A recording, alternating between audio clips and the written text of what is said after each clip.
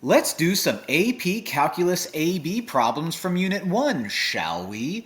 Given the following information about the function f of x, we know that f of x is continuous at x equals 2. We know that at f of 2, which means x is 2, we get a value of 4. We know that the limit as x approaches 2 from the left, which means we're going towards 2, of f of x is the same as the limit as x approaches 2. You can barely see it, that's a plus sign, but that means from the right. So these guys are the same. So if we were to kind of sketch a little bit of what's going on, we see a magic number of x is 2. We know that at 2 we get the value of 4. We also know that it's continuous, which means whatever picture I have can't have any holes or any asymptotes, which means it's as if I have to draw a line that goes through this point without lifting up my pen like this. Now, I don't know exactly what it looks like, but that's just what I have. Now, what's key here is since the left-handed limit and the right-handed limit are the same, and it happens to be continuous, it has to go through 4, which means the limit does exist and the limit is 4. The limit exists because the left hand and the right hand are the same. And the reason why it's 4 is because it's continuous, which means no holes, no asymptotes, nothing like that. It's got to go through 4, no other choice. That's how you do it. What is the average rate of change of the function f of x equals 2x to the third on the interval where x is in between 0 and 3? The average rate of change formula is f of b minus f of a over b minus a. And this is, of course, when you're talking about living on the interval a, b. You could also bracket these. Doesn't really matter. U would be my a. U would be my b. Now what I don't know is what f of a is and what f of b is. So f of b would mean f of 3. And since f of x is 2x cubed, f of 3 is going to be 2 times 3 cubed. Using PEMDAS, 3 cubed is 27, and 27 times 2 is going to be 54. So f of b is going to be 54. F of a is going to be f of 0, which is kind of nice, because f of 0 is 2 times 0 cubed, and I don't need a whole lot of math knowledge to know that that's going to be a big fat 0. So f of b is 54, like that, minus f of a, which is nerfin, over b, which is going to be 3, minus a, which is going to be nothing. Now, when I do the math, I get 54 over 3. And 54 divided by 3 is 18. So my answer is going to be C, 18. At which point does the function below have an approximate instantaneous rate of change of 0? Now, approximate instantaneous rate of change is just fancy word for a slope at a point. If the rate of change is going to be 0, that means the slope is 0, which is a flat line, horizontal flat line. If you're treating this as if it's a roller coaster and your slope is the car, right now the car is going up a hill. At A, it's still going up a hill, but at B, it's at the tippy top of the hill, which means it's perfectly flat, which means the slope at B is 0. Now, just to make sure, C is going to have some type of negative slope, D is going to have some type of positive slope, but at this moment right here at B is where you have a slope of 0, which means the instantaneous rate of change at B is going to be 0.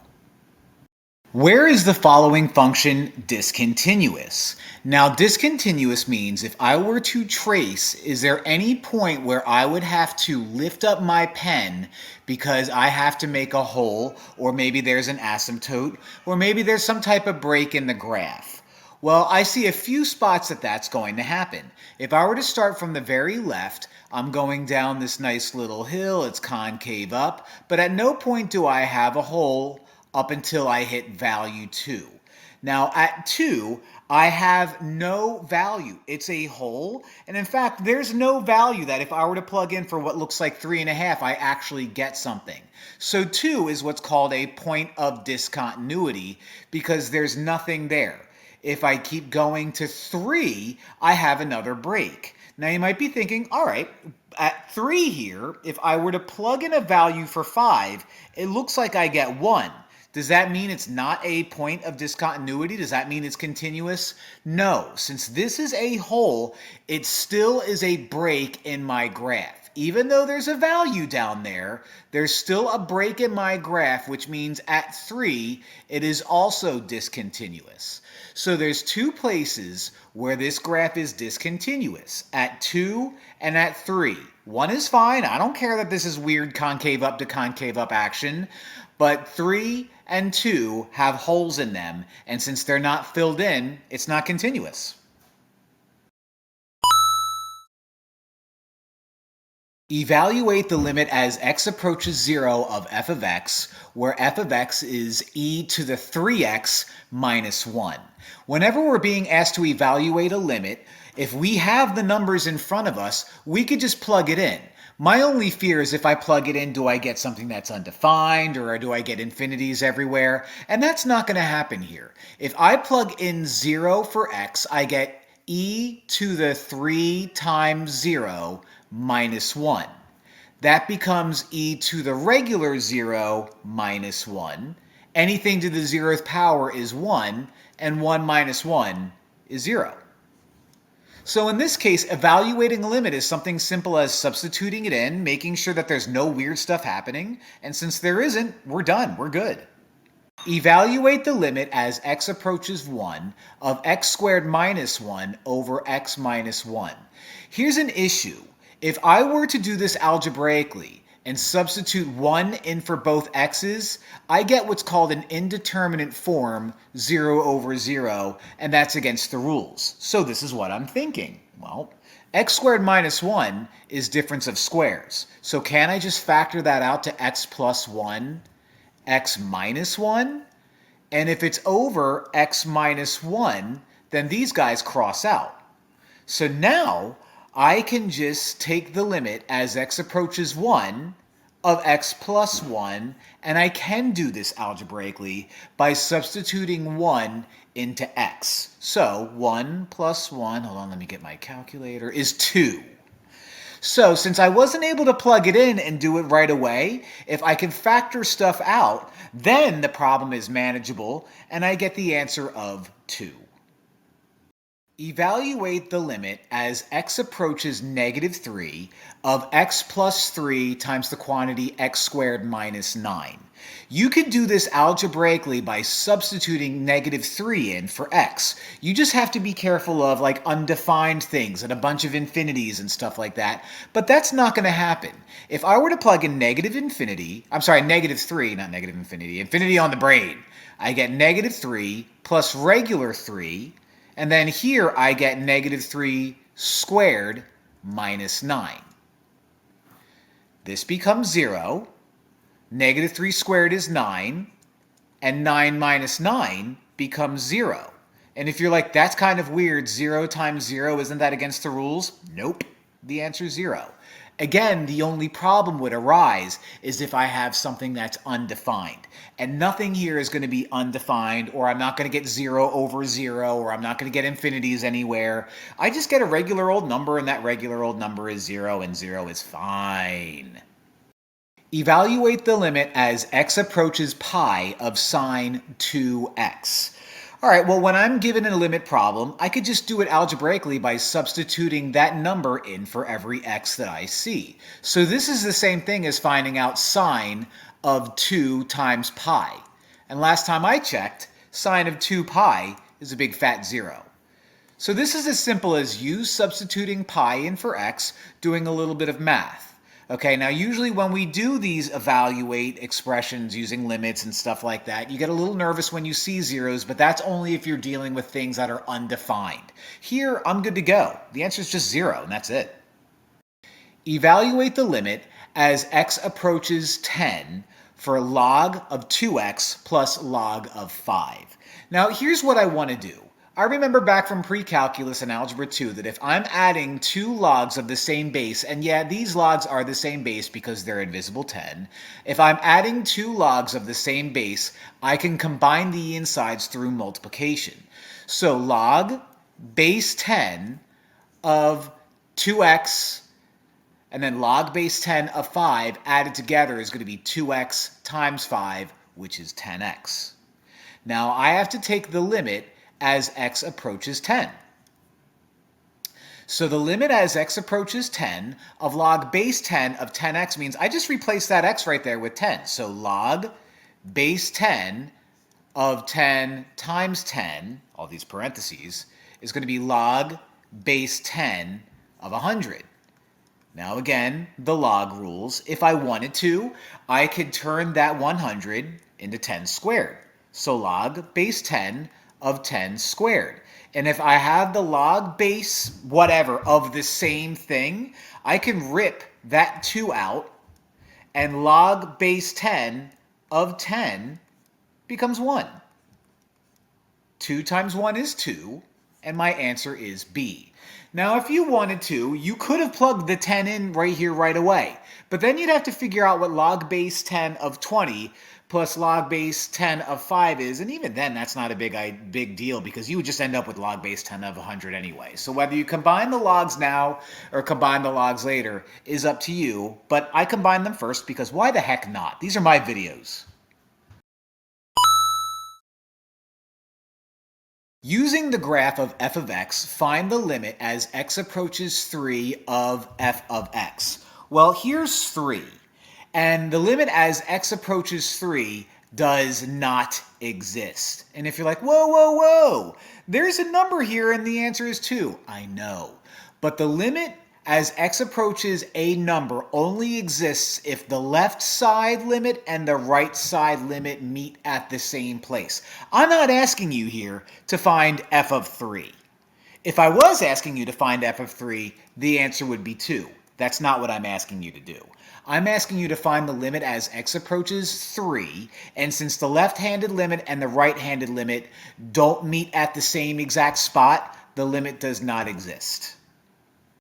Which of the following limits that describe the behavior of the function f of x shown in the graph is false? So I'm looking at a right-handed limit, which means it comes from the right. I'm looking at a left-handed limit, which means it comes from the left. And I'm looking at 1.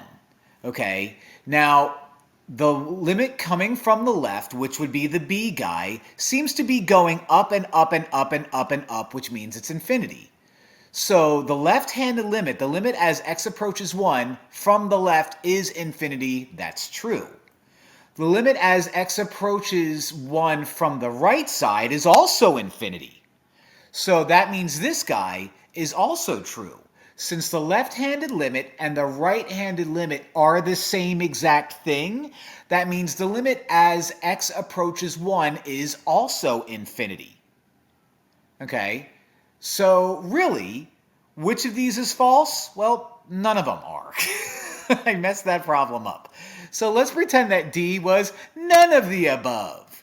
You're my answer, because all three of these are true. Since the left-handed limit is infinity and the right-handed limit is infinity, then the limit at that number is also going to be infinity, which means all three of these are true. So what's false? Nothing's false. So yeah, like and subscribe. Find the limit as x approaches 1 of g of x. Well, we have this picture here, and what we have in this picture is the fact that at 1 we have a value of 2. Does that mean the limit as x approaches 1 of g of x is 2? No. That guy right there is saying g of 1 equals 2. The limit as x approaches 1 is going to be wherever the left-sided limit and the right-sided limit meet. And since the left-handed limit and the right-handed limit meet at 1, the limit as x approaches 1 of g of x is also going to be 1. So if you're given a graph and you're being asked to find the limit and there's a hole or some type of asymptote, you need to make sure that the left side and the right side meet at the same place. And wherever that place they meet is where my limit exists. Not if there's some dot floating around. The dot is the value when you plug in x. The limit is where your graph seems to be going at that moment, and my graph seems to be going to 1 as I approach 1. Find g of 1. Now in this picture I have a nice little graph where there's a hole here at 1 and then it keeps going. At 1 I have a value of 2. Does this have anything to do with the limit? No. At 1, if I were to plug in 1, I get a value of 2, which means g of 1 is 2. No limits. Don't think about left-handed limit, right-handed limit. Don't even worry about that. This is just saying, look, there's my dot. When I plug in 1, quote unquote, I get 2. 2 is my answer. Done and done. For the function f of x, whose graph is shown, which of the following are equal? All right, so let's find out what each of these are. The limit as x approaches 2 is going to be right here, and the limit as x approaches 2, I have a regular continuous graph, nothing fancy, nothing to overthink. That's just going to be regular 1. Okay, so since it's continuous, I have no holes, I have no asymptotes, it's just going to be 1 right there. The limit as x approaches 3 is right here, and it happens at a hole. Now, at 3, from the left, I approach this value of 2, and from the right, I approach this value of 2. And wherever my left-sided and my right-sided limits meet, that's going to be where my limit is at the regular number, not at 1. Okay? F of 3 is 1, but the limit as x approaches 3 is going to be 2 because of left-handed and right-handed limits meeting at the same spot. So far the answer is not 1 and 2. The limit as x approaches 4 is going to be the same idea as what we did here with 3. Since the left-handed guy and the right-handed guy seem to meet up at 1, my answer is also going to be 1. Now, just for funsies, if you're wondering, well, what's the limit as x approaches 6? Well, the limit as x approaches 6 from the left seems to be 1, and the limit as x approaches 6 from the right seems to be 2. Those are two different numbers, which means the limit as x approaches regular 6 does not exist. So, which of the following are equal? 1 and 3 are equal. And so that's going to be my guy, baby. Given the table above, does the limit as x approaches 0 of f of x exist? Why or why not? Whenever you're asked a question if a limit exists, you're always thinking if the left-handed side and the right-handed side meet at the same spot. And if they do, whether you have a value at that limit doesn't even matter. It exists only if the left side and the right side meet at the same spot. Now, what we have here is, in this, we are, at negative 0.1 and then negative 0.0001, and then it hits 0. As we're approaching this value, as we're approaching 0, from the left it appears, we are approaching 2. That's nice. However, as our number goes from 0.1 to 0.001 and we're going from the other side, we're approaching what appears to be 4-ish. So graphically, you're looking at something that looks like this and something that looks like this. And if that's the case, the left side and the right side are not going to meet up. So does the limit exist? No. And the reason why it's a no is because the left-handed limit and the right-handed limit are not approaching the same value, therefore the limit does not exist. Based on the values given, for which of the functions does it appear that the limit as x approaches 1 is 3? Whenever you're being asked if a limit approaches a value, you need to make sure that the left side and the right side are approaching the same value. So as we look at each of these, you have numbers going towards 1 from the left, so it's getting larger, and numbers going towards 1 from the right. As this happens, are they all headed towards the number 3? Well, let's take a look at h of x. H of x goes from 3-ish to 3-ish to 3-ish to 3, and this guy literally does the same exact thing but opposite. So since h of x appears to be heading towards 3 from the left and heading towards 3 from the right, we can assume that they're both heading towards 3, and you're going to get something that looks like this. So h of x is good. Now let's take a look at at j of x. J of x, you're at negative 1, negative 1, negative 1, 3, 3, 3, 3. So graphically what that looks like is you have something way down here and then something way up here, and those do not meet at the same spot. So j of x is a no-go. K of x has you going to a number very close to 3, even closer, really, really, really close, and then undefined. However, on the other side, you have the same exact numbers, just going backwards. So what's probably happening here is you may have a hole, but it appears that that hole or asymptote exists at 3. And what's happening is these numbers are going to a number that's awfully close to 3, just never being 3, but that's okay. The limit does not have to be 3. The point of a limit is that it's heading towards that number. And since both the left side and the right side are headed towards the same number 3, we could say that k of x is also a function that has a limit as x approaches 1 of 3. So in this case, h of x is good and k of x is good, and both of these are just fine. Consider the function f of x equals x squared minus 1 over x minus 1. Use the table below to estimate the limit as x approaches 1. All right, well, in this, I know that I can't plug in 1 because if I plug in 1, I get something that's undefined. That's no good.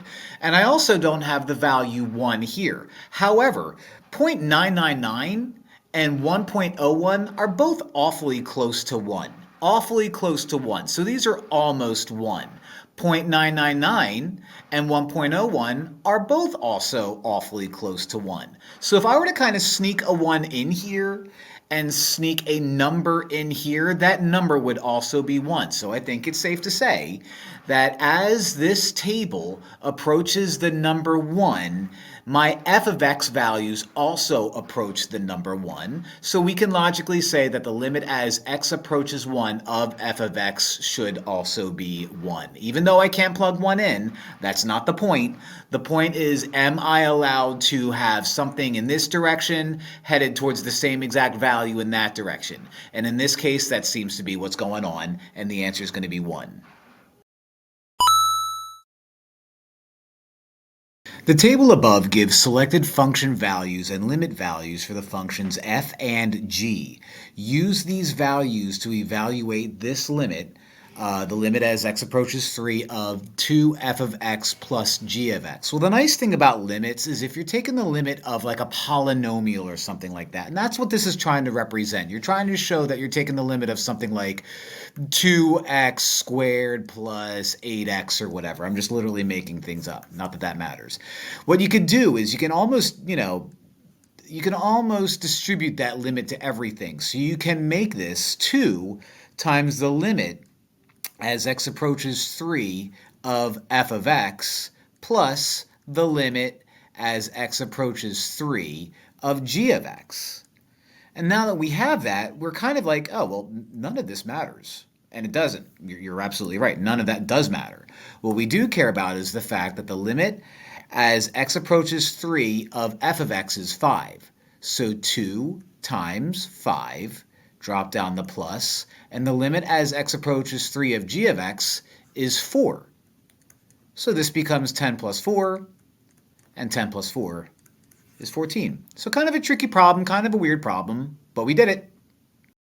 Given the function f shown below, evaluate the limit as x approaches 1 from the left of f of x.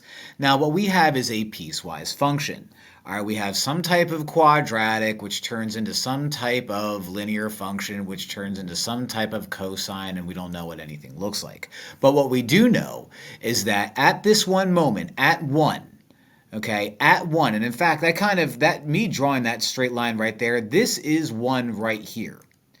But at 1, we have a dot, right? And from the left of it, we have a quadratic that turns into the dot. Now, what we care about is what's going on from the left, which means we care about what happens at that moment right there. So we are going to focus on that equation. We're going to plug in 1 right? So we're going to do 1 squared plus 3 times 1 minus 5. And what this does is this gives us the limit as x approaches 1 from the left. 1 plus 3 minus 5 is going to be negative 1. All right, so since this is coming from the left, we are focused on the left-sided part of this piecewise function, which is that first equation right there. We plug in 1 because the limit is basically at 1, so it's like, 0.9999999, and then we get negative 1, which is going to be our limit. That's it. Evaluate the limit as x approaches negative 6 from the right side. Now what I have is I have basically some type of absolute value, rational looking thing. I don't know, but usually when I deal with like left-handed and right-handed limits, I'm expecting something like this to happen, right? Where I have to worry about one side. And if this would be 6, then I'd have to worry about there. But that only happens if there's a known disruption, a known discontinuity. My discontinuity would happen at 1. 1 minus 1 is 0. So any discontinuity doesn't happen at negative 6. This is just going to be continuous at negative 6. So it doesn't matter if it's coming from the left. It doesn't matter if it's coming from the right.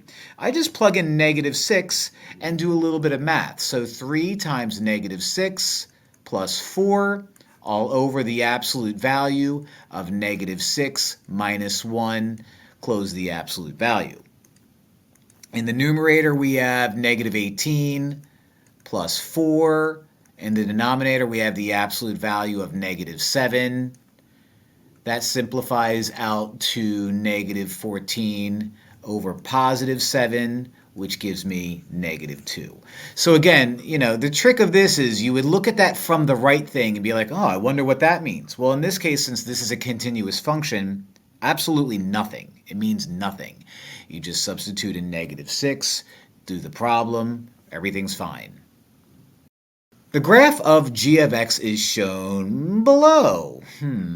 Evaluate the limit as x approaches 0 of 3 cosine x g of x squared. So this is strange. So this is like a weird extra problem that I'm just giving you more than necessary. Okay? No big deal.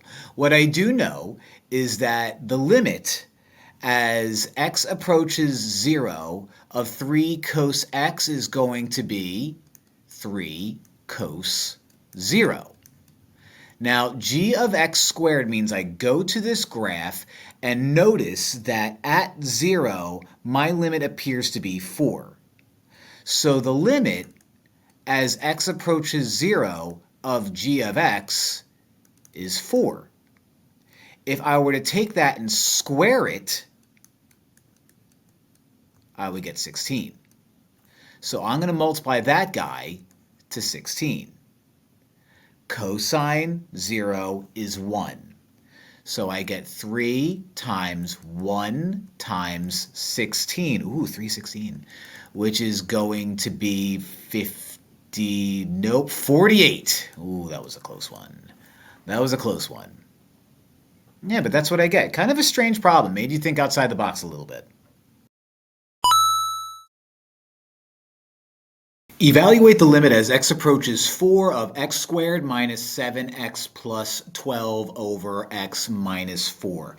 Whenever you're looking at problems like this and you're thinking about, oh, let's do a limit, let's just plug it in, that's usually fine. But what's going to happen often is if you do plug it in, you're going to get something like 0 over 0, and that's what's going to happen here. So if that's the case, let's see if you can factor things out. Now, looking at the top here, you can factor that out. Two numbers that add up to negative 7 and multiply out to 12, positive 12, are x minus 3 and x minus 4.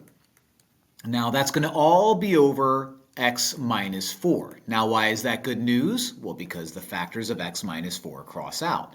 Now all I have to do is find the limit as x approaches 4 of x minus 3, and it's just something as simple as you plugging in 4 minus 3 is 1, and that's your guy. So what we had here was a hole, which means when graphed, this is going to look something like this.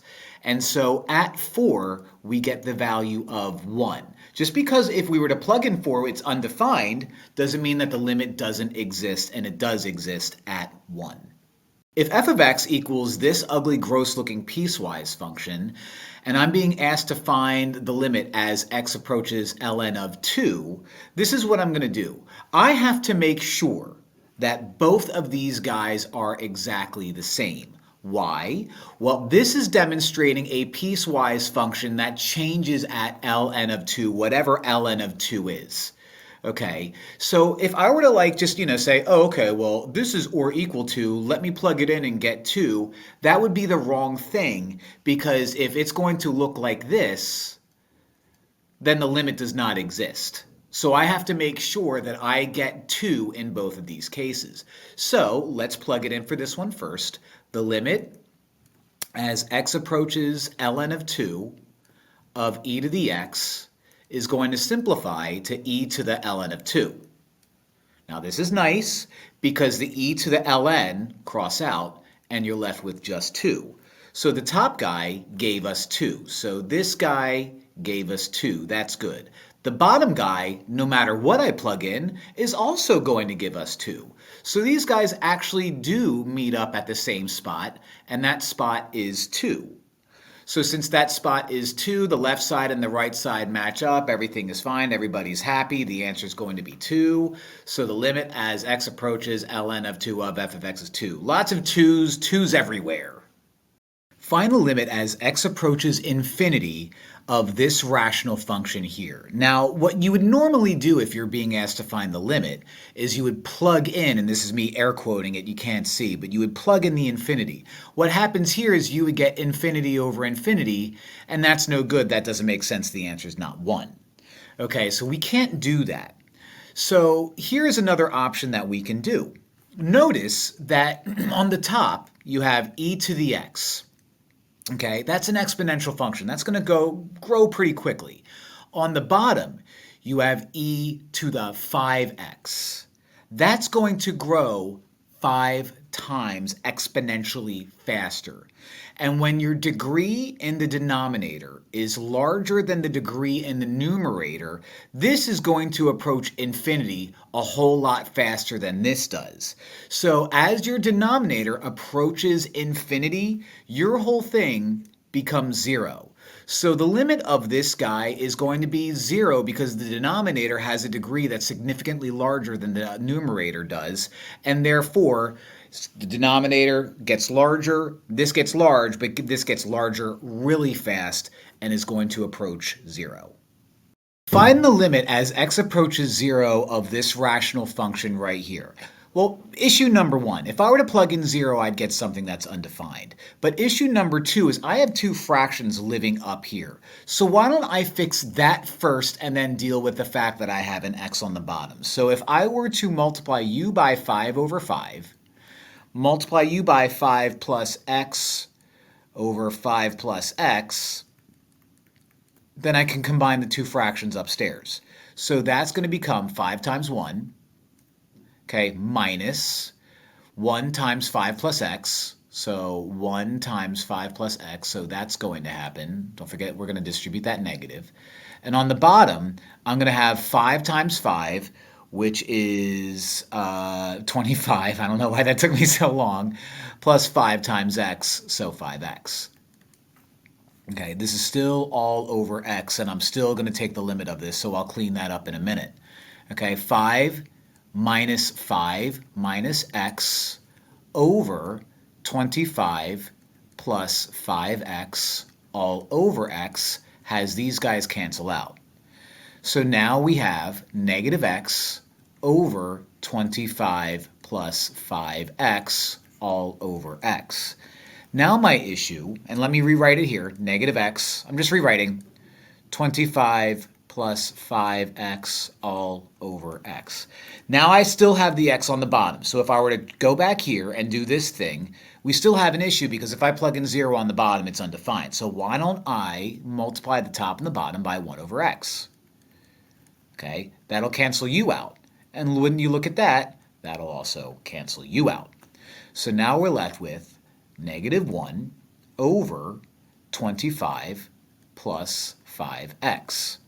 And if I'm being asked to find the limit as x approaches 0 of that, I can now plug in 0 and get negative 1 over 25 plus 5 times 0, which goes away. And that leaves me with negative 1 over 25. Find the limit as x approaches infinity of this gross-looking guy right here. We have x minus the square root of x squared minus 3x. If I were to plug in infinity, we would get infinities everywhere, and that's an issue. Can't do that. So this is what we can do. What I'm going to do is I'm going to go inside this square root and factor an x squared out of both of these. Now that seems weird, but give me a minute.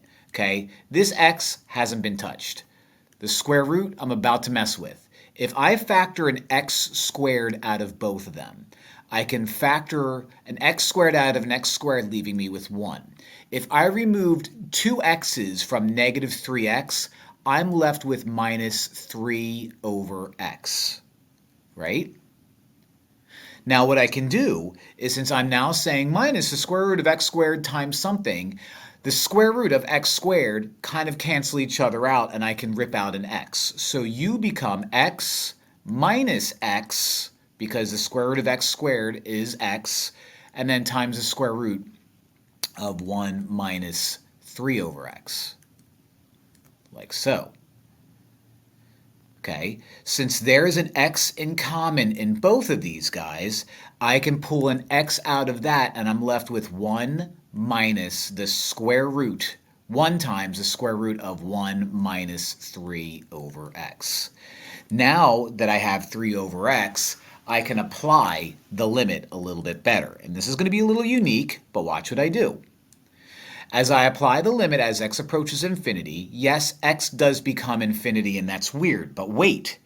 This becomes 1 minus the square root of, now whenever you have an infinity in the denominator, that whole thing becomes 0. So you, in a sense, will cancel out and leave me with the square root of 1, right? So now I have infinity times 1 minus the square root of 1. Well, the square root of 1 is just 1, like that. 1 minus 1 is 0. And even though you have infinity times 0, and that seems wrong, anything times 0 is going to be 0. So after all of that, the limit as x approaches infinity of this whole thing is going to be 0, because you end up with infinity times 0, and 0 is definitely going to beat infinity when multiplied to it. Find the limit as x approaches 2 of x squared minus 4 over x minus 2. You know that if I were to just take 2 and plug it in, I'd get 0 over 0, and that's problematic. But what we also see is upstairs, you have a difference of squares. So if I were to factor the difference of squares out, that gets me x plus 2, x minus 2 over x minus 2. The x minus 2's cancel. Drop down the limit as x approaches 2 of x plus 2, and now you're good to go. Plug in 2, you get 2 plus 2 equals 4, and there's your guy. So what happened is you had a hole in this problem, and at the hole it's undefined if at that moment 2, but the hole exists at 4. So once we did a little bit of factoring and we found that out, we're good to go, because the left and the right side match up. Everything is okay. You just do a little bit of factoring and you're fine. F of x equals this piecewise function. Okay, my job is to make sure I find out the limit as x approaches negative 1. Now, looks like my piecewise function splits here at negative 1, but this is what I have to keep in mind. I'm not going to just plug in negative 1 and plug it into this guy right here thinking, oh, it's or equal to, it's fine. This is an idea of we have a piecewise function and something like this could happen. Okay, and if we're trying to find the limit as x approaches a number, we need to make sure that the left side and the right side are exactly the same. And I don't know if that's the case yet. So what I have to do is I have to plug in -1 for both of these and see if I get the same number. If I do, then that means the left side and the right side actually approach the same thing. So something like this happens. And if that's the case, then I have an answer. If they don't approach the same thing, the limit does not exist. But if they do approach the same thing, it does exist, and it exists at the number that I get. So what I'm going to do is I'm going to do this first equation. I'm going to plug in -1. So ln of -1 plus 2 is the same thing as ln of 1, and ln of 1 is 0. Okay, the ln or the log of 1 is always going to be 0 no matter what log it is. It's just the way that exponents work because, that's just the way exponents work. So you get 0. So this guy gave you 0. Let's see what this guy is going to give you. So if I were to plug in -1, I would have -1 cubed plus 2 times -1 squared minus 5 times -1. -1 cubed is -1. -1 squared is +1 plus 2, or times 2 rather. So 1 times 2 is plus 2. And then minus 5 times -1 is going to be plus 5.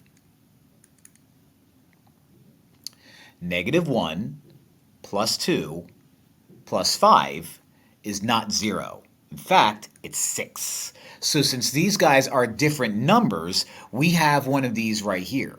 So since the left-handed limit and the right-handed limit don't meet at the same place, then the limit at the regular number itself does not exist. Okay, so it's kind of a tricky problem, but we did it. If a can't be 0, then evaluate the following limit. The limit as x approaches a, which can't be 0. All right, so we have up here what looks like difference of squares. So x minus a, x plus a. We have down here what looks like a unique brand of difference of squares. So that would be a squared minus x squared and a squared plus x squared.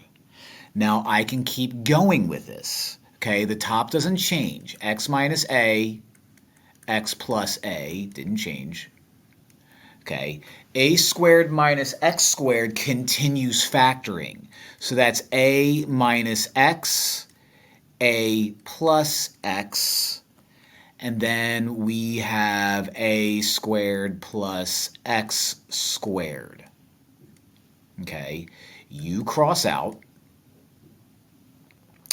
And if I wanted to, I can pull out a -1 out of the top and get a minus x over a minus x, a squared plus x squared. These guys cross out. That leaves me with -1 over a squared plus x squared.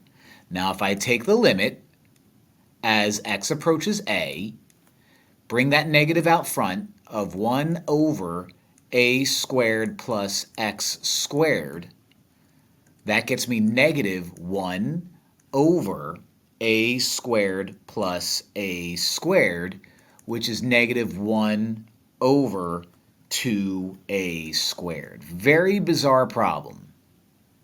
Very bizarre problem. But yeah, that's how you would do it.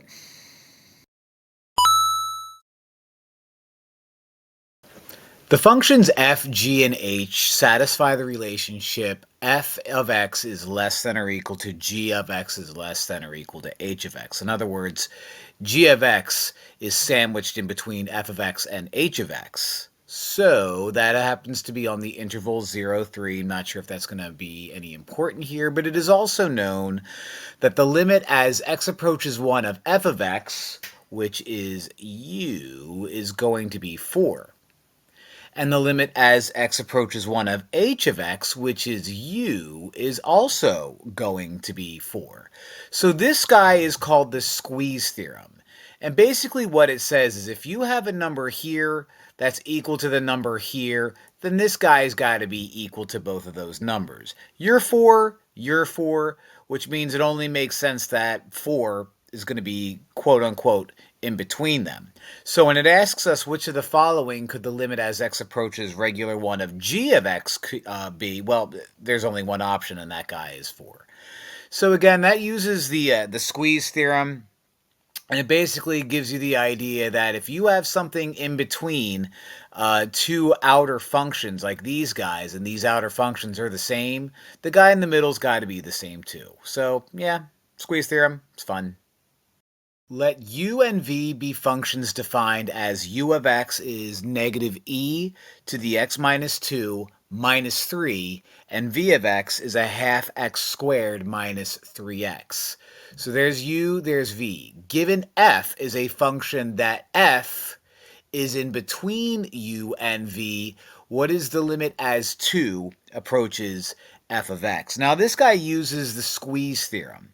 And basically what the squeeze theorem says is if you have the limits of these two outer guys right here, then this guy's got to be in between the limit of that and the limit of that if given a specific limit. Well, we are given a limit as x approaches 2. So this is what I want to do. I want to find the limit as x approaches 2 of u of x. And when I do that, this is algebraic. You plug in 2, so that'll be e to the 2 minus 2 minus 3. Actually, negative e. That will actually make a difference. You'll see. But that's going to be negative e to the 0th minus 3. Negative anything to the 0 is going to be negative 1. And negative 1 minus 3 is negative 4. So that's the limit as x approaches 2 of u of x. If I do the same thing, the limit as x approaches 2 of v of x, we're hoping that we get negative 4 as well. So let's see what happens. 1 half x squared is going to be 2 squared minus 3 times 2. 1 half of 4, because 2 squared is 4, minus 6 is going to be 2 minus 6, which is negative 4.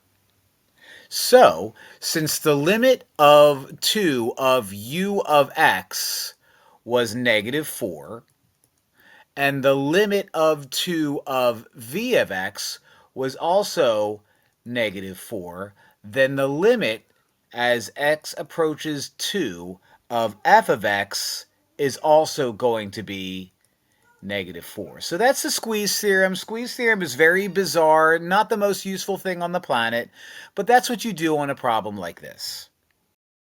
Evaluate the limit as x approaches 0 of x squared of sine 1 over x. So what we're going to do with this, guy, is we're going to use what's called the squeeze theorem. Now there's a little rule that says that if you were to take sine of 1 over x, you can bound them in between, or bound that in between negative 1 and positive 1. Now, this is what the squeeze theorem looks like. The squeeze theorem says, look, if you have three things, one on the outside, and one in the middle, and if you take the limit of all three of them, and the outside guys are the same thing, then the middle guys are the same thing. Now, this is not this.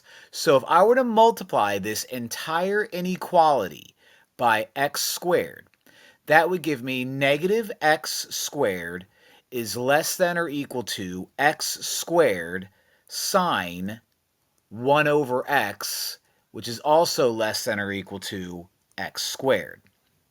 Now what I'm going to do is I'm going to highlight this one in green, and I'm going to take the limit as x approaches 0 of that guy, of negative x squared.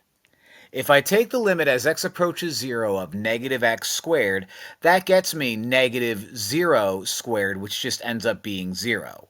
So u becomes 0.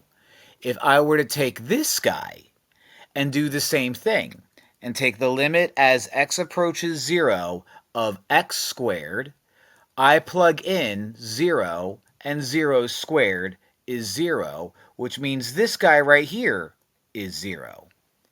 And so, if 0 is less than or equal to the limit as x approaches 0 of x squared sine 1 over x, which is also less than or equal to 0. Since I took the limit of u and got nothing, and I took the limit of u and got nothing, that means taking the limit of u is going to give me a big fat 0.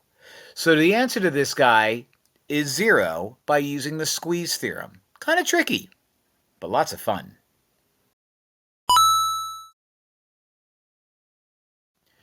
Use either a table or a graph to determine the limit as x approaches 3 of x squared minus 2x minus 3 over x squared minus 5x plus 6.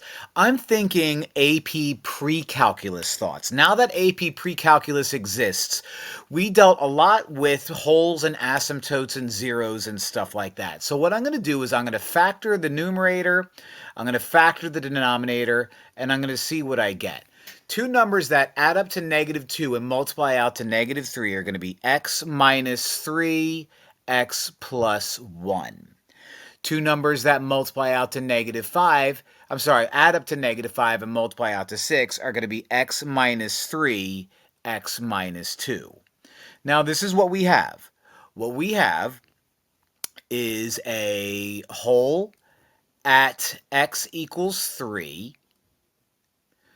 We have a 0 at x equals negative 1, and we have a vertical asymptote at x equals 2.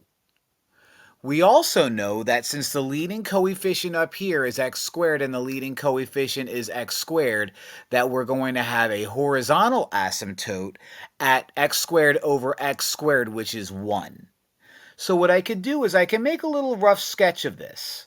Okay, if I knew how to draw a nice straight line, this would be a whole lot better. But this is basically, you get what you pay for, and you pay absolutely nothing for my services. So if the horizontal asymptote is 1, that means things are going to level out right here. Okay, this has a 0 at, where was my 0? At negative 1, so I have a 0 at negative 1.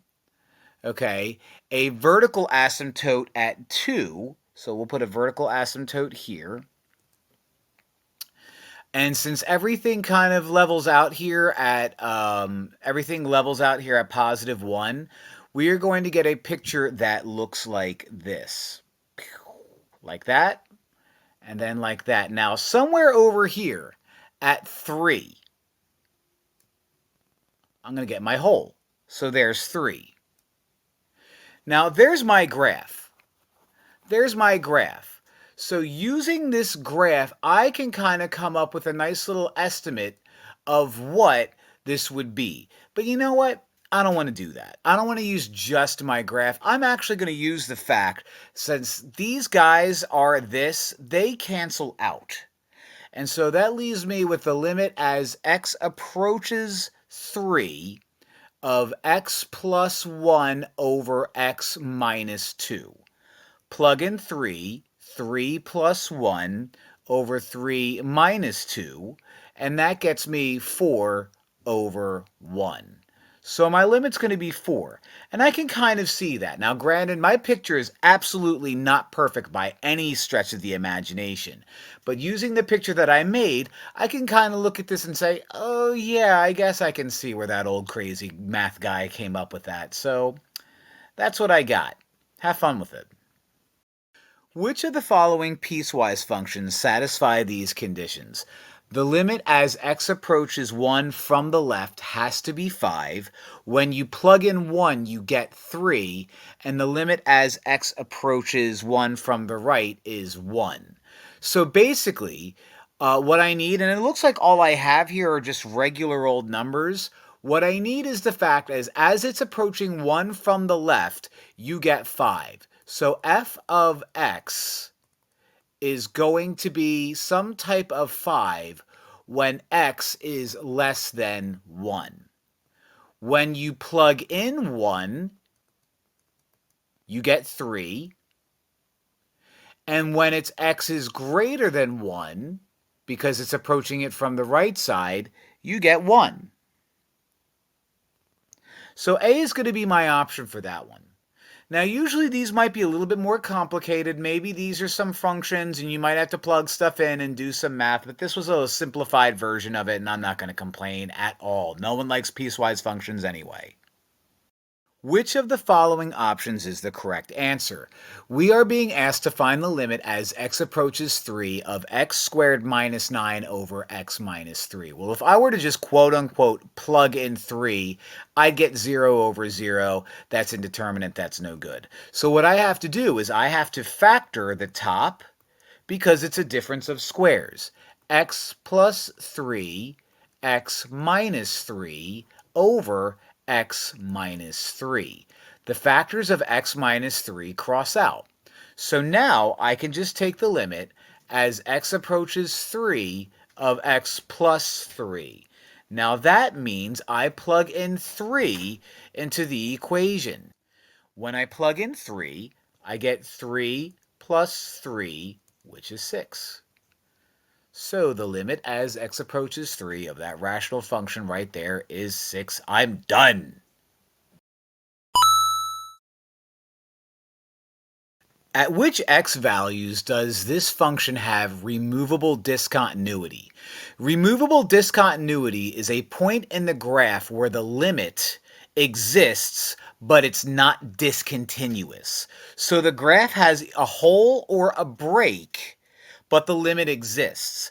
Now that happens at holes. Limits exist if the left side and the right sided limits are the same number, which means the limit exists at that spot. If we're looking right here, we have a hole. Even though there's a value up here somewhere, this guy has a left sided limit that matches the right sided limit, and since those guys go to the same thing, the limit exists here at 1. So x equals 1 is an option. Also, we have a number here at 3.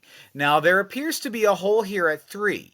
There's a right-sided limit that goes to 0. However, there's no left-sided limit, which means right here, the limit does not exist. Looking at 5, you have a hole, and as you go to that hole from the left and go to that hole from the right, they approach the same number, and that number happens to be 2.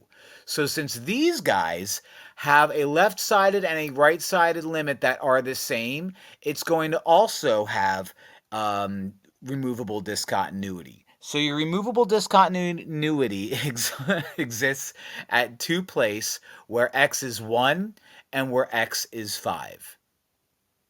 Given the following limit function, for which value of c does the limit exist? Well, we have a c here, and we're asking where the limit exists when x equals 5. So this is what we need to understand. If a limit is going to exist, that means the left side and the right side of a limit have to meet at the same spot. And when we think of stuff like this, we think about holes. Now, holes exist if you were to factor out an equation and factor out another equation, and some factor up here is the same as some factor down here. So what we need to do is we need to come up with the fact that this guy, which is x minus 5, has to have an x minus 5 living up here somewhere. Now, if this is x minus 5, and that's a factor, I have to come up with another factor, whereas negative 5 and some number have to add up to negative 2. Now, negative 5 and positive 3 would add up to negative 2 if I were to FOIL this out.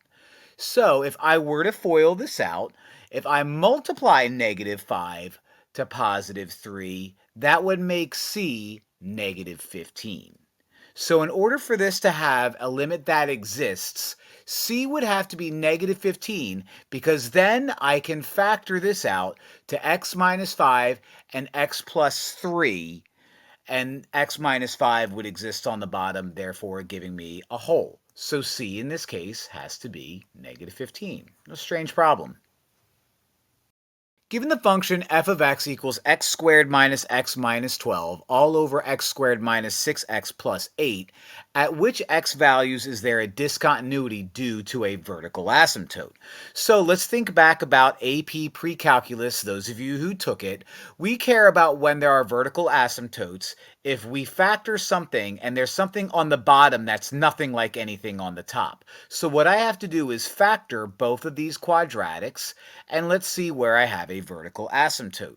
Two numbers that add up to -1 but multiply out to -12 are going to be x minus 4 and x plus 3. Two numbers that add up to -6 and multiply out to +8 are going to be x minus 4 and x minus 2. Now, we have a repeating factor in the numerator and the denominator. That's going to be your whole. I don't care about that. We have a factor up here that's nothing like anything in the denominator. That's going to be a 0. We don't care about that.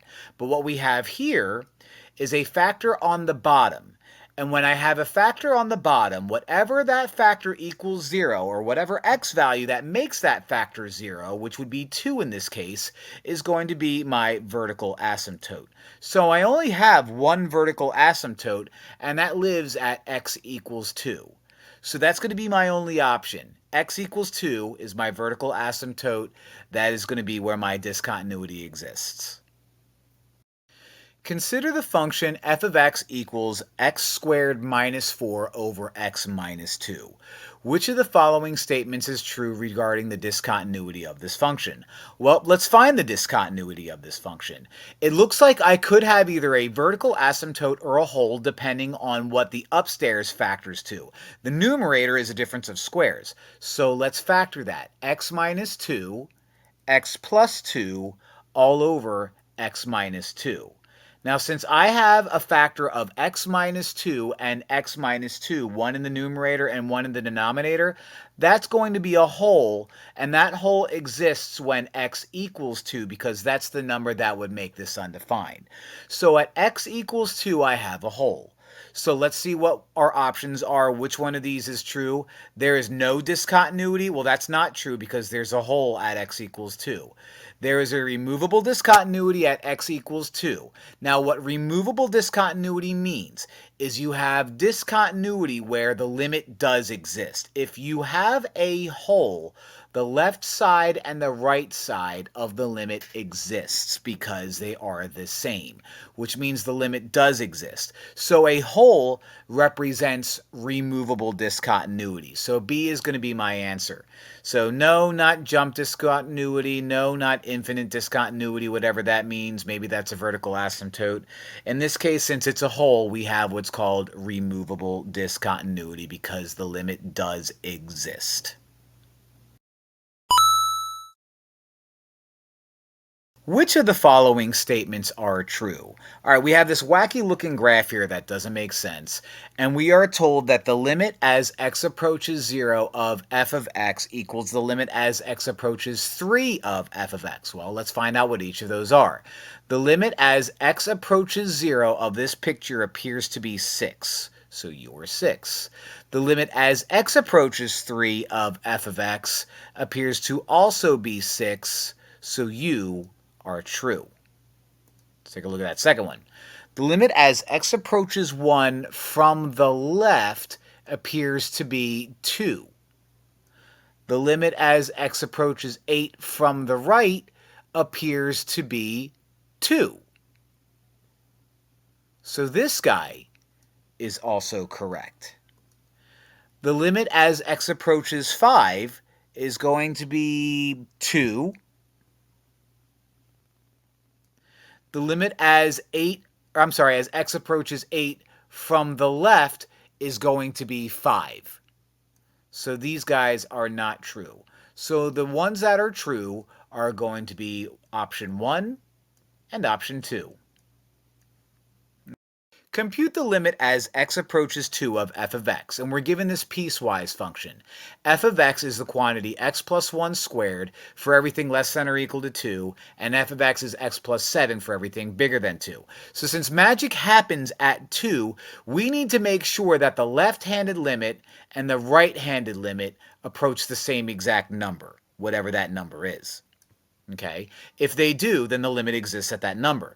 Now, if that doesn't happen, and something like this happens where they approach different numbers, then that means the limit does not exist. So what we need to do is plug in 2 for both of these. So if we plug in 2 for this top one, we get 2 plus 1 squared, which is 3 squared, which is 9.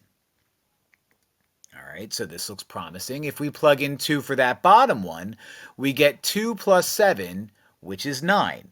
So since both of these are the same exact number, that means these both approach at the same exact 9 whenever you have 2. So the limit does exist, and the limit does exist at 9 because they are the same from the left and the right. What was this? F of x, so we'll make that f of x equals 9, baby. If we know for a function f of x that f of 3 is 5, which of the following must be true in order for f of x to be continuous at x equals 3? Okay, well, if it's going to be continuous, then what we need is at some point, right, 3, 5, okay, we know that that's already the case. We need to make sure that the left-handed limit is also 5 and the right-handed limit is also 5. If that's not the case, then it's not going to be continuous. If even the left-handed and the right-handed limit are the same thing, that doesn't matter. They need to be 5. So if we know that that's the case, which of the following must be true? Well, the left-handed limit and the right-handed limit do have to be the same. So one is true. Also, if they are the same, that would mean that the regular limit is also going to be 5. So that makes 2 true as well. So if the left-handed limit is approaching 5 and the right-handed limit is approaching 5, that would mean that the regular limit is 5. That also has to be true. The limit as 5, or as x approaches 5, is 3, some point down here. Why would that matter? It doesn't matter, so not you. So the only two options that matter here are going to be 1 and 2, and those are going to be my guys, baby. A student attempted to prove that the function f of x equals 2x squared minus 9x plus 4 all over x squared minus x minus 12 was continuous at x equals 4. In which step, if any, does an error first appear? All right, so I have a feeling that this is not continuous and he's just going to find himself to be wrong. So let's see if he factored this out right. So 2x squared minus 9x plus 4, 2x minus 1, x minus 4. If I were to FOIL that out, I'd get 2x squared minus 8x minus 1x plus 4. So that checks out. This factors out to negative 4 and plus 3. So that checks out. So step 1 is just fine. Okay. Now, what he did is he then crossed that out, right? That's what it looks like he did. So he said that the limit as x approaches 4 of 2x minus 4 is 1. So that is a true statement, but that has nothing to do with it being continuous. So we're going to just kind of leave that be. Now what he is saying is f of 4 equals this function is 1. That is not true. F of 4 is the original function. Just because eventually you can cross these guys out doesn't mean you're allowed to just willy-nilly plug in 4 to this simplified version of it. This is an incorrect statement. So step 3 is where he screwed up. Step 3 is him saying, let's plug in 4 after I do a little bit of math. And that's not what you're supposed to do because f of x has changed. So this is wrong because if you were to plug 4 into the original function, you would get over 0, and this is not correct. So step 3 is his mistake. Step 3 is his mistake. Step 3 is his mistake, just like my mistake of not being able to draw circles. Problem's done. Name the intervals where the function is continuous. Now, a continuous function is where I can draw a graph and not lift up my pencil or a pen or whatever. Now, wholes mean it's discontinuous. Asymptotes means it's discontinuous. Wholes, discontinuous. Filled in circle, still continuous. So I'm assuming you're -6, so we'll go with -6 right there. All the way up from negative infinity to -6, we are continuous. There's a hole there. Even though the limit exists, the fact that there's a hole there means it's no longer continuous. Then it continues, and we'll say that this asymptote's at -3. That looks like a -3 there to me. So we'll go from -6, so we'll say union. That should be -6 to -3. That was a close one. Okay, there's going to be more. And then from -3, it picks back up here, all the way up until we'll say that you're 1. So -3 to +1. And then from 1 all the way till regular infinity. So we'll go with that. So again, anytime there's a hole or an asymptote, it's discontinuous. It has nothing to do, the fact that this is like concave up to concave up and it's like, not proper or something like that means absolutely nothing. So these are my 4 intervals. That's what I'm sticking with. For which of the following intervals is the function f of x equals x squared plus 2x minus 3 continuous? Now, I know what you're thinking. You're probably thinking, oh, well, let's factor this out and see if we get an x minus 3 and then cross things out and blah, blah, blah, blah. No. Whatever we get up here, whether it's a hole or whatever, a vertical asymptote, doesn't really matter. This guy, the fact that I have an x minus 1 in the denominator means that at x equals 1, it is discontinuous. Whether it simplifies or whether it becomes a hole or whether it's a vertical asymptote, it is discontinuous at x equals 1, which means it's continuous for everything up until 1 and then from 1 on. And so the option for that is going to be B. Which of the following functions is continuous over the interval -infinity to +infinity? Now, what we are looking for is at any point, is it undefined, or at any point do I not have part of the graph? Let's take a look at the ones that I know are discontinuous. If I were to take a look at B, okay, look at the denominator. If I were to plug in 2, I would get 1 over 0 at x equals 2, which means this is going to be discontinuous at 2, so B is not an option. The graph of ln of x looks like this, because it's a log. Now, what that means is it will never, ever, ever, ever, ever cross the y-axis here because you're not allowed to plug in negative numbers to ln of something. So all of these negative numbers is not part of my domain, which means you are not continuous. Okay? Now, there are times where 1 over sine x becomes 0. In fact, there is an infinite amount of times. If you were to plug in 0 for x, 1 over sine 0 is 0. So not only is it discontinuous at 0, it's discontinuous at 2 pi and 4 pi and -2 pi and all these other spots. So D is not continuous over the entire interval. And you might be thinking, whoa, whoa, whoa, whoa, whoa. How come you said that at x minus 2 you get 2? This is really no different. Oh, it sure is different. If you're trying to find what number is x squared plus 1 going to give you 0, well, you would say x squared plus 1 equals 0. You would subtract 1 from both sides and get x squared equals -1. When you take the square root of everything, you get x equals plus or minus square root of -1, which is I. I is not a real number. So there is no real number that I can plug in here and make the bottom 0, which means this can't be undefined in any places.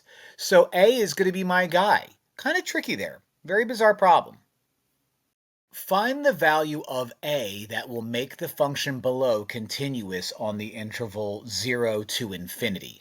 All right, so basically what we need to do is we need to make sure that if these guys were connected, they're going to be connected at pi over 2. I don't care about 0.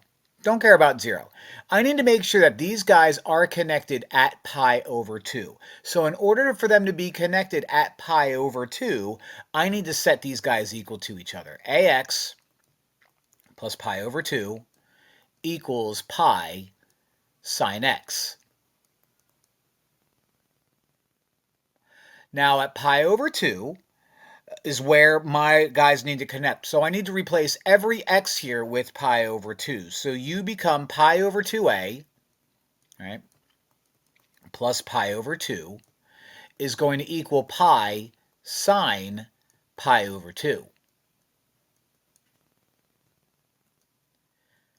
Now let's simplify a little bit. The sine of pi over 2 is 1, so the right side becomes pi times 1, right? So we have pi over 2a plus pi over 2 is now equal to pi, so pi over 2a plus pi over 2 is equal to pi. If I subtract pi over 2 from both sides to solve for a, all right, minus pi over 2, pi on the right side minus pi over 2 is going to be pi over 2. So I have pi over 2a equals pi over 2. In order to get a all by itself, multiply by the reciprocal. So let's multiply both sides by 2 over pi. Magic happens. Multiply both sides by 2 over pi. The exact same magic happens, and a equals 1. So when a is 1, these guys will match up at the same exact spot and therefore be continuous. So on the left side, you have this like kind of linear guy, and then it becomes some type of sine guy, right?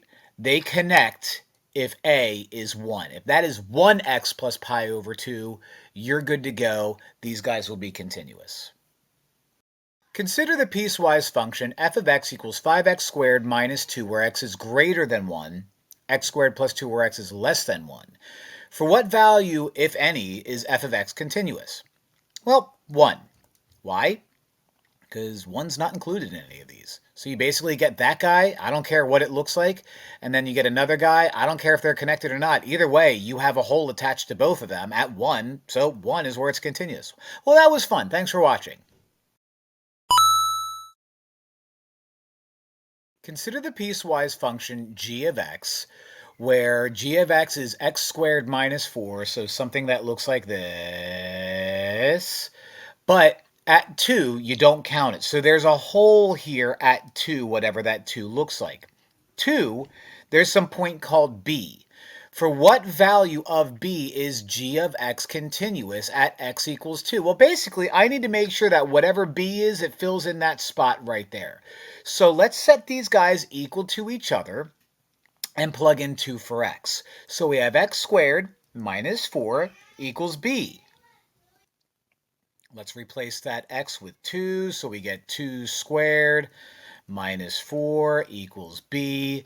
2 squared is 4, 4 minus 4 equals b, 0 is b, b is 0. So that if b is 0, that fills in that guy right there. Everything is good. The answer is C. Which of the following is not a removable point of discontinuity? So we have this function right here. A removable point of discontinuity is a fancy word for hole. Now, holes exist if you have a factor in the numerator that's exactly the same as a factor in the denominator. Not only that, but the multiplicity in the numerator has to be the same in the multiplicity of the denominator. So if I look at each of these, x would be 0, but the multiplicity is the same. That's a hole. I want the one that's not a hole. So 0 is not going to be my answer. I have 2 up here and 2 down here. Notice the multiplicity in the denominator is greater than the multiplicity in the numerator. That means that this guy is a vertical asymptote. So since the denominator's multiplicity is larger than the numerator's multiplicity, 2 is a vertical asymptote, which means 2 is not my removable point of discontinuity. But if I were to keep going, 3 and 3, same multiplicity, 3 is a whole. 4 and 4, same multiplicity. 4 is a whole. That wasn't even an option. 2 is my guy, and I'm sticking with it. If f of x equals ln of x, for x is between 0 and 2 and including 2, and if x squared ln of 2 exists between 2 and 4 and including 4, then the limit as x approaches 2 of f of x is what? So basically what I'm being asked here is I need to find the limit as x approaches the regular number. I'm given information to the left of that number and I'm given information to the right of that number.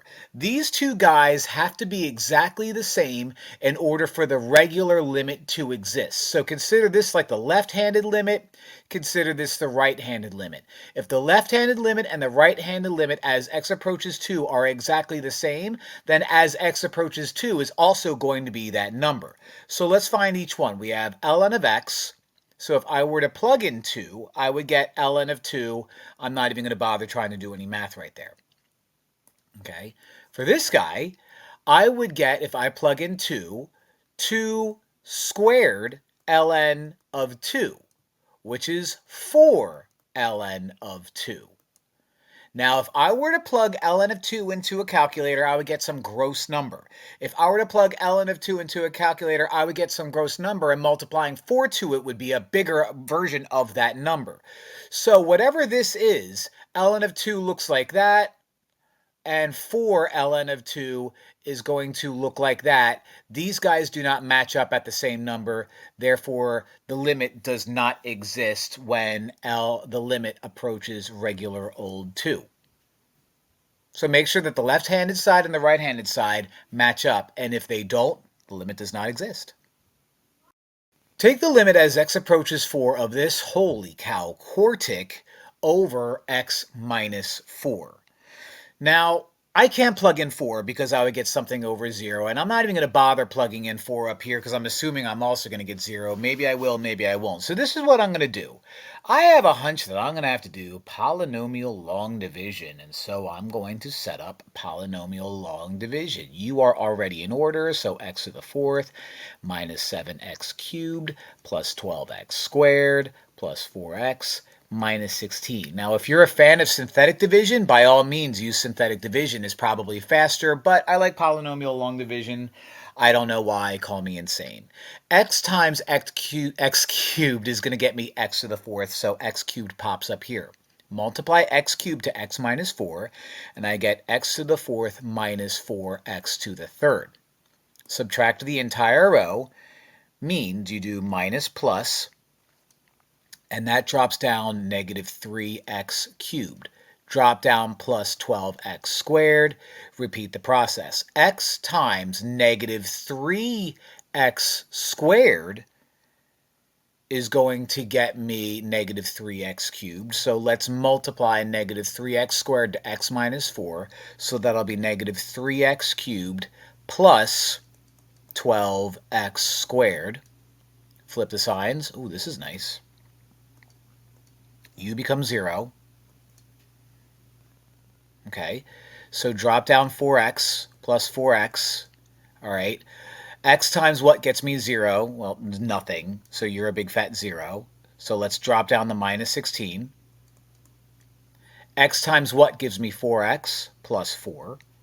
So if I do 4 times x, I get 4x. If I do 4 times negative 4, I get negative 16. Thank goodness, because I have a remainder of 0. Now, why is that important? Well, since I have a remainder of 0, that means this guy is the same thing as x cubed minus 3x squared. I'm not going to write out plus 0 plus 4 times x minus 4 all over x minus 4.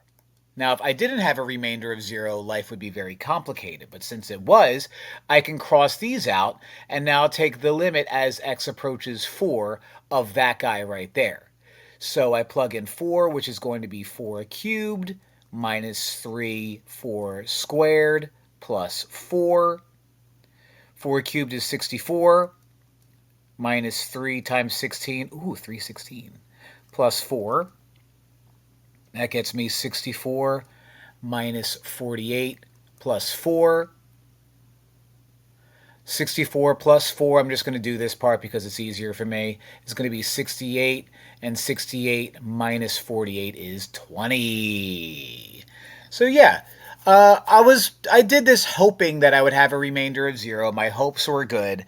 Maybe there's a different way to do it, but this is how I did it, and I'm sticking with it. Synthetic division also works too if you like that type of thing.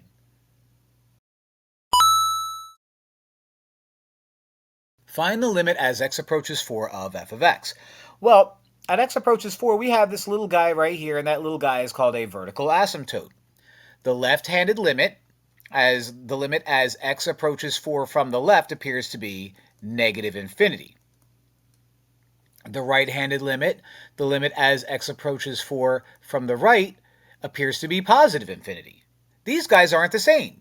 And if the left-handed limit and the right-handed limit are not the same, then the limit does not exist. Now, it doesn't mean that for all asymptotes the limit won't exist. If the asymptotes approach the same exact limit, then you're fine. But that's not what happened here. Therefore, the limit does not exist. What are the vertical asymptotes of the following function?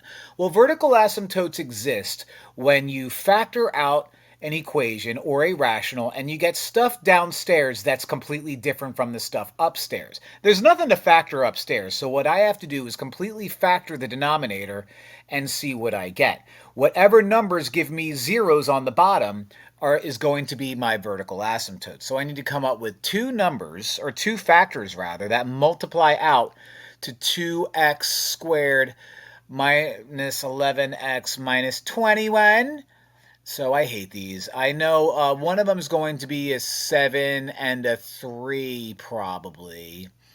And let's put the 2x over here and the regular x over here and make the 7 negative and make u plus and make sure that works. So 2x squared plus 3x minus 14x minus 21. We struck gold. Now, one of my x values is going to be 7 because x minus 7 is just a regular old factor. However, in order for me to do this, I have to do a little bit of extra work. 2x plus 3 equals 0. Subtract 3, subtract 3. 2x equals negative 3. Divide by 2, divide by 2. X equals negative 3 over 2. So my vertical asymptotes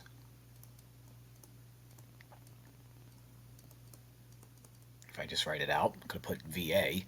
My vertical asymptotes are going to exist at x equals 7 and x equals negative 3 over 2 because those are both the values that make the denominator equal to 0 after I factor it out. Evaluate the limit as x approaches 2 from the right side of 1 over x minus 2. Now, what I have here is a rational function. If I plug in 2, I get something that's undefined, but that's not what I'm looking for.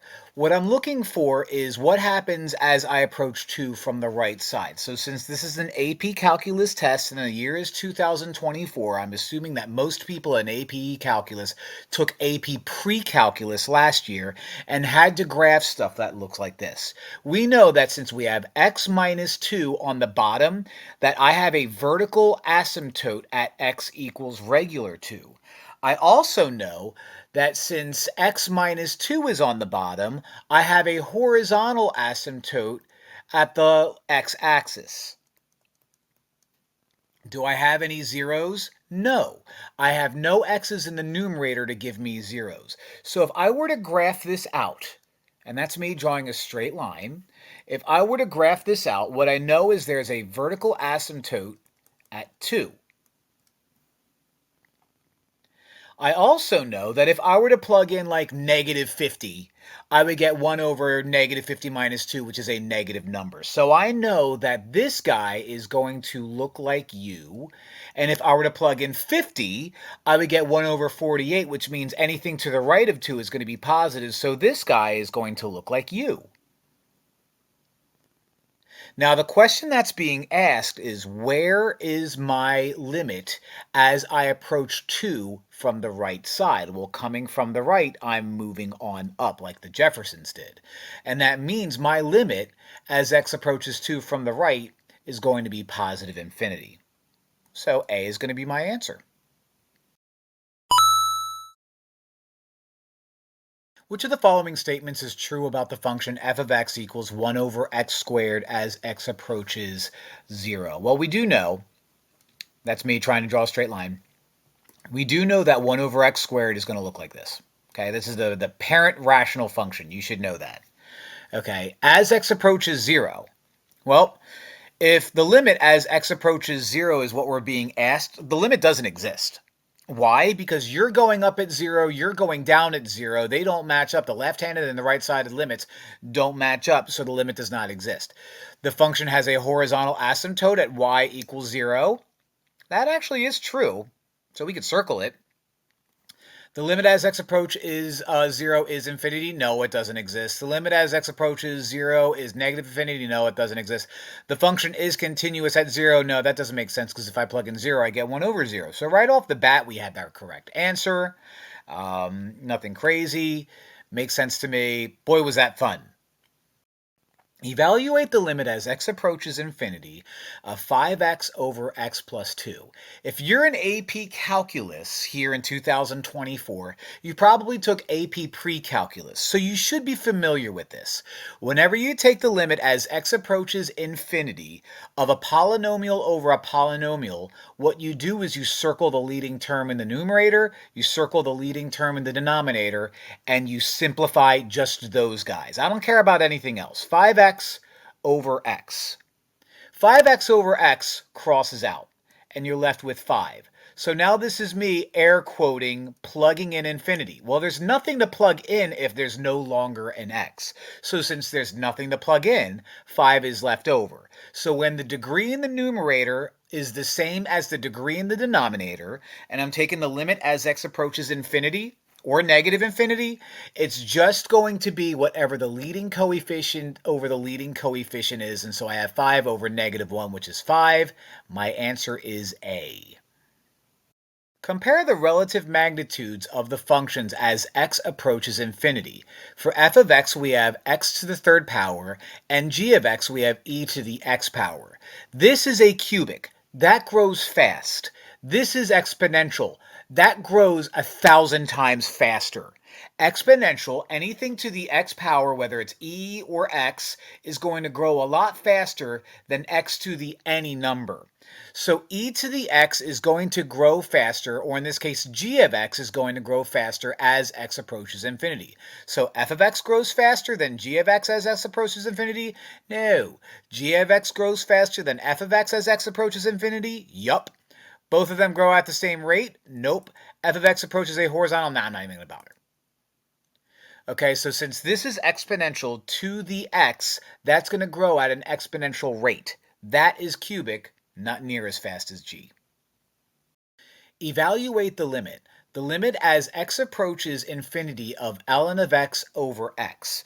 Whenever we have an x over an x and we're dealing with infinities, the last thing you want to do is quote unquote plug in infinity, because then you'll get infinity over infinity. So what you need to do is consider the magnitude. Which of these is going to grow faster?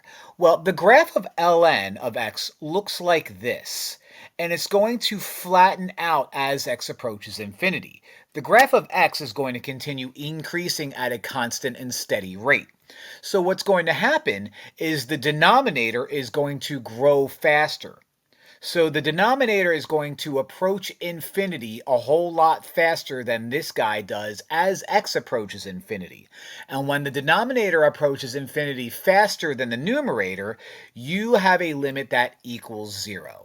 So in this case, the limit as x approaches infinity of a slow-moving graph over a regular moving graph is going to be 0. A is going to be my guy. Evaluate the limit as x approaches infinity of x to the fourth plus 9x squared minus 10 over x to the third minus 8. If you took AP Pre-Calculus, you already know that if you're given the limit as x approaches infinity, you care about the leading coefficient over the leading coefficient, rather the leading term over the leading term. And we only care about those. We don't care about anything else. And so when you focus on those and say, all right, x to the fourth over x to the third simplifies to regular x. Now I can plug in infinity, and when you plug in infinity, you get infinity. So you might remember from AP Pre-Calculus that if you have a polynomial with a higher degree in the numerator than a polynomial with a smaller degree, if it approaches infinity or negative infinity, your answer is going to be that infinity as long as you have, whatever symbol you need. What is the range of the following function? You have f of x equals the absolute value of 5 sine 2x. All right, well, I only care about the range. Now, this is me graphing regular 5 sine 2x. Okay, 5 is the amplitude, goes up to 5, goes down to negative 5. Sine of 2x gives me a period of 2, so it kind of squeezes things in. Not that it matters, but it's going to look like that, look like that, look like that. Well, since I'm being asked to find the absolute value of it, this purple graph is going to be the only one that matters. So it still starts out up here, but since it's an absolute value, it's got to stay positive. So it's going to bounce, and then bounce, and then bounce, and so on and so forth. So basically, my purple answer is going to be the guy that matters here.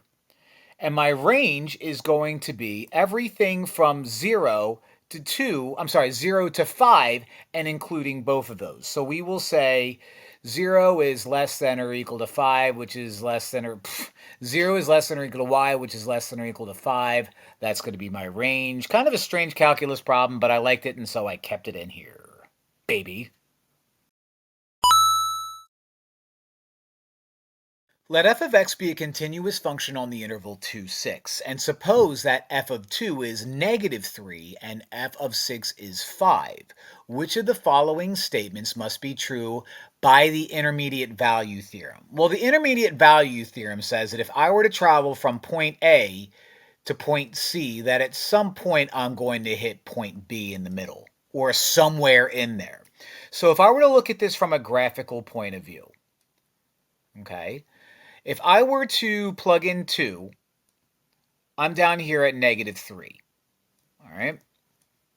And if I were to plug in 6, I'm up here at 5. So I don't know the route that I'm going to take. I don't know if it's going to be all wacky and stuff like that. But at some point, if I travel from 2 to 6, I'm going to hit the x values of 2 to 6, and I'm going to hit the y values of negative 3 to 5. So what must be true? There must be some c value in between 2 and 6 such that if I plug in c, I get 0. Yeah, that has to be true. I have to hit 0. I don't have to hit 6 up here because 6 is above. I could, but I don't have to. There is no value that I get 1. Well, that's not true. I have to hit 1, so this is contradictory, and the function has a vertical asymptote. I don't even know. Okay, who knows? But I have to at some point hit 0 because I'm going from negative 3 to 5. And according to the intermediate value theorem, if my guy is continuous, I have to hit 0 at some point. Let f of x equal 1 over x. Can the intermediate value theorem be applied to f of x on the interval negative 1 to 1? Well, let's take a look at what 1 over x looks like just in case you forgot. This is the parent rational function. It's going to look a little something like this. Now, the intermediate value theorem says that if I were to go from like point A to point C, I would at some point have to hit like a point B somewhere in between.